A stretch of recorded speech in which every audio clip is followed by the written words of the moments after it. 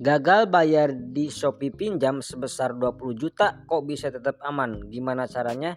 Kita akan bahas di video kali ini ya teman-teman. Assalamualaikum warahmatullahi wabarakatuh. Buat teman-teman semuanya semoga sehat selalu ya, diberikan lapangan rezeki dan pikiran yang tenang ketika menghadapi pinjaman online yang gagal kalian bayar atau mempunyai hutang di sana.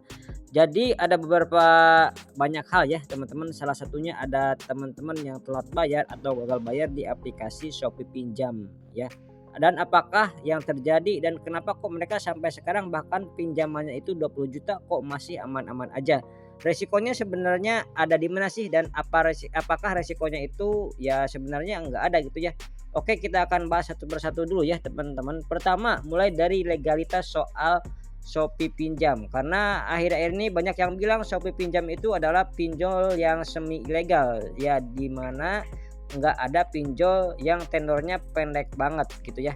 Enggak, sebenarnya Shopee Pinjam itu legal dan diawasi oleh OJK dan masih terdaftar.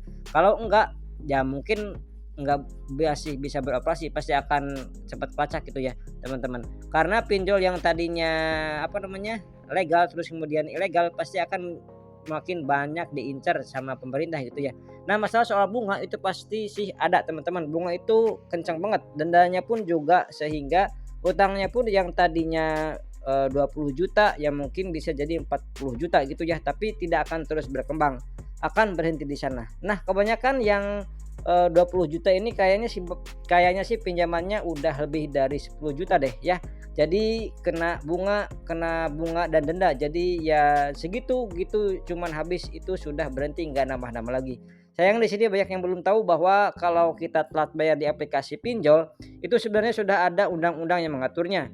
Jadi tidak akan ada pidana, tidak akan terjadi penjara, atau mungkin tidak akan berurusan dengan polisi dan berbagai macam hal lainnya di luar sana.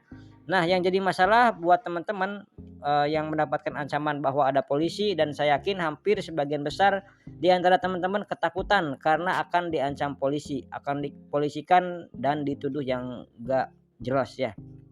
Dituduh untuk bawa uang pelarian, kabur dan lain sebagainya ya.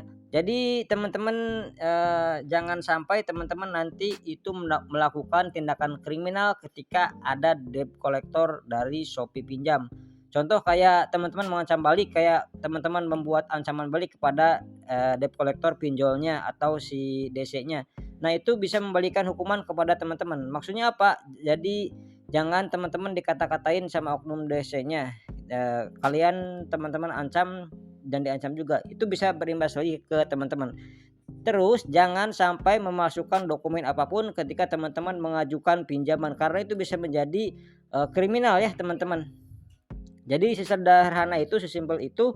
Semoga apa yang saya sampaikan bisa bermanfaat. Mohon maaf jika ada salah-salah kata. Saya pamit. Wassalamualaikum warahmatullahi wabarakatuh.